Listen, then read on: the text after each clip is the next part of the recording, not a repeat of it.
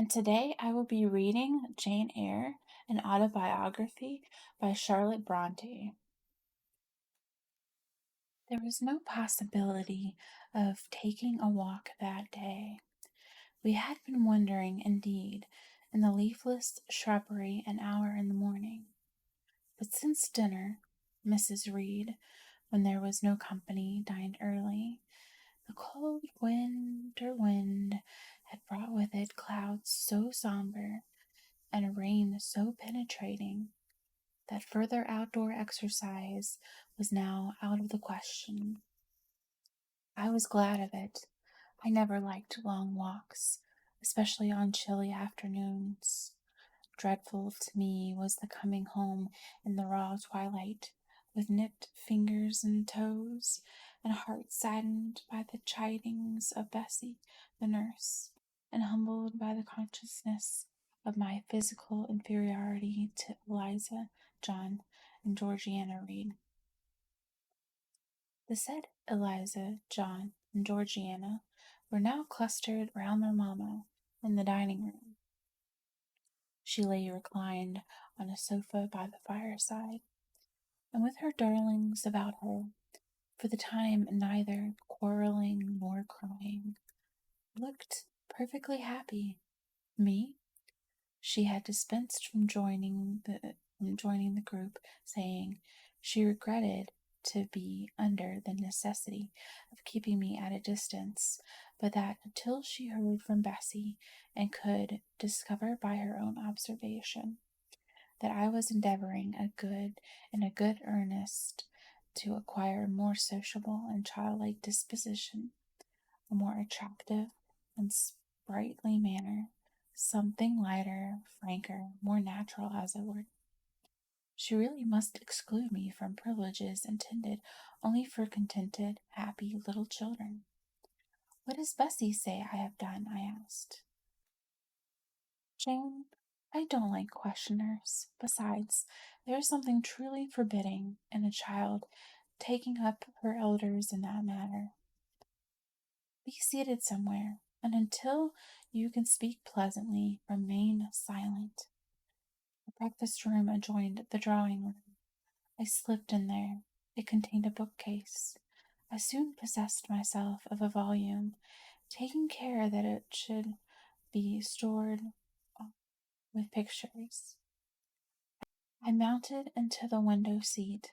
Gathering up my feet, I sat cross-legged, and having drawn the red moreen curtain nearly close, I was shrined in double retirement. Folds of scarlet drapery shut in my view to the right hand. To the left were the clear panes of glass protecting, but not separating me from the drear November day. At intervals, while turning over the leaves of my book, I studied the aspect of that winter afternoon. Afar, it offered a pale blank of mist and cloud, near a scene of white lawn and storm-beat shrub, with ceaseless rain sweeping away wildly before a long and lamentable blast. I returned to my book, Bewick's History of British Birds. The letterpress, therefore, I cared little for, generally speaking, and yet there were certain introductory pages that, child as I was, I could not quite as a blank. Oh, I could not pass quite as a blank. They were those which treat of the haunts of seafowl, of the solitary rocks and by them only inhabited, of the coast of Norway, studded with isles from its southern extremity, the Linus or Naze to the North Cape, where the northern ocean in vast whirls boils round the naked, melancholy isles of farthest Thule, and the Atlantic surge pours in among the stormy Hebrides. Nor could I pass unnoticed the suggestion of the bleak shores of Lapland, Siberia, Iceland, Greenland, the vast sweep of the Arctic zone, and those forlorn regions of dreary space, at the reservoir of frost and snow, where firm fields of ice, the accumulation of centuries of winters, glazed in alpine heights above heights, surround the pole, and concrete the multiplied rigors of extreme cold.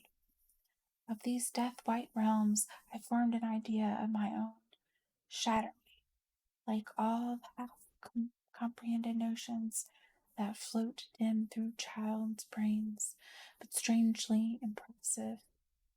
The words in these introductory pages connected themselves and gave significance to the rock standing up alone in a sea of billow and spray, to the broken boat stranded on a desolate coast, to the cold and ghastly moon glancing through the bars of cloud at a wreck just sinking. I cannot tell what sentiment haunted the quite solitary churchyard, with its inscribed headstone, its gate, its two trees, its low horizon, girdled by a broken wall, and its newly risen crescent, attesting the hour of eventide. Two ships becalmed on a torpid sea, I believed to be marine phantoms. The fiend pinning down the thief's back behind him, I passed over quickly. It was an object of terror. So was the black-horned thing, seated aloof on a rock, surveying a distant crowd surrounding a gallows. Each picture told a story, mysterious often to my undeveloped understanding and imperfect feelings, yet ever profoundly interesting. As interesting as the tales Bessie sometimes narrated on winter evenings, when she chanced to be in good humor, and when, having brought her ironing table to the nursery hearth, she allowed us to sit about it, and while she got up Mrs. Reed's lace frills and crimped her nightcap borders, fed our eager attention with passages of love and adventure taken from old fairy tales and other ballads, or, as at a later period I discovered, from the pages of Pamela and Henry, Earl of Morland. With the wick on my knee, I was then happy at least in my way. I feared nothing but interruption, and that came too soon. The breakfast room door opened. "Madam Mope!" cried the voice of John Reed. Then he paused. He found the room apparently empty. "Where the dickens is she?" he continued. "Lizzie, Georgie," calling to his sisters. "Joan is not here.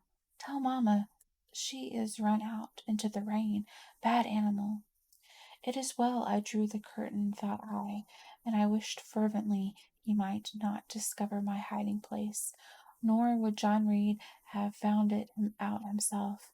He was not quick either of vision or conception, but Eliza just put her head in at the door and said at once, "She is in the window seat, to be sure, Jack." And I came out immediately, for I trembled at the idea of being dragged forth by the said Jack. "What do you want?" I asked, with awkward diffidence. "Said, what do you want, Master Reed?" was the answer. "I want you to come here." And seating himself in an armchair, he intimated by a gesture that I was to approach and stand before him. John Reed was a schoolboy of 14 years old, 4 years older than I, for I was but 10, large and stout for his age, with a dingy and unwholesome skin, thick lineaments in a spacious visage, heavy limbs, and large extremities. He gorged himself habitually at table, which made him bilious, and gave him a dim and bleared eye and flabby cheeks. He ought now to have been at school, but his mamma had taken him home for a month or two on account of his delicate health. Mr. Miles, the master, affirmed that he would do very well if he had fewer cakes and sweetmeats sent him from home. But the mother heart turned from an opinion so harsh, and inclined rather to the more refined idea that John's sallowness was owing to never over application and perhaps to pining after home. John had not much affection for his mother and sisters, and an antipathy to me. He bullied and punished me, not 2 or 3 times in the week, nor once or twice in the day, but continually. Every nerve I had feared him, and every morsel of flesh in my bones shrank when he came near. There were moments when I was bewildered by the terror he inspired, because I had no appeal whatever against either his menaces or his inflictions. The servants did not like to offend their young master by taking my part against him, and Mrs. Reed was blind and deaf on the subject. She never saw him strike or heard him abuse me, though he did it both now and then in her very presence, more frequently, however, behind her back. Habitually obedient to John, I came up to his chair. He spent some 3 minutes in thrusting out his tongue at me as far as he could without damaging the roots. I knew he would soon strike, and while dreading the blow, I mused on the disgusting and ugly appearance of him who would presently deal it. I wonder if he read that notion in my face, for all at once, without speaking, he struck suddenly and strongly. I tottered, and on regaining my equilibrium, retired back a step or two from this chair. "That is for your impudence in answering mamma a while since," said he, "and for your sneaking away of getting behind the curtains, and for the look you had in your eyes 2 minutes since, you rat." Accustomed to John Reed's abuse, I never had an idea of replying to it. My care was how to endure the blow which would certainly follow the insult. "What were you doing behind the curtain?" he asked. "I was reading." "Show the book." I returned to the window and fetched it thence. "You have no business to take our books. You are a dependent. Mamma says you have no money. Your father left you none.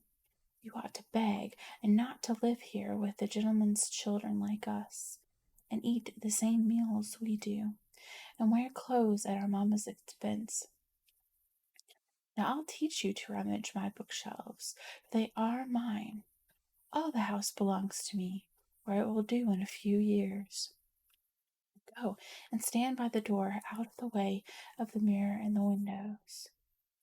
I did so, not at first aware what it was his intention, but when I saw him lift and poise the book, and stand and act to hurl it, I instinctively started aside with a cry of alarm. Not soon enough, however, the volume was flung, it hit me, and I fell, striking my head against the door and cutting it. The cut bled, the pain was sharp, my terror had passed its climax. Other feelings succeeded. "Wicked and cruel boy," I said, "you are like a murderer. You are like a slave driver. You are like the Roman emperors."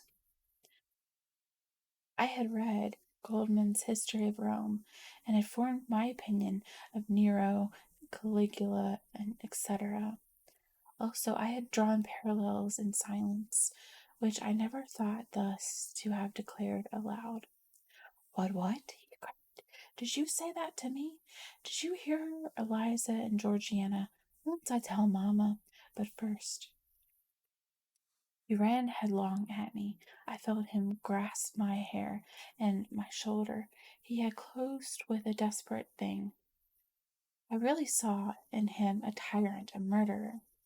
I felt a drop or two of blood from my head trickle down my neck, and was sensible of somewhat pungent suffering. These sensations, for the time, predominated over fear, and I received him in a frantic sort.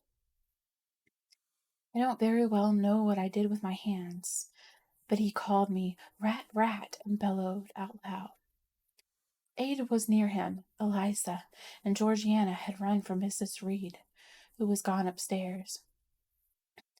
She now came upon the scene, followed by Bessie and her maid Abbot. We were parted. I heard the words, "Dear, dear, what a fury to fly at Master John! Did ever anyone see such a picture of passion?" Then Mrs. Reed subjoined, "Take her away to the Red Room and lock her in there."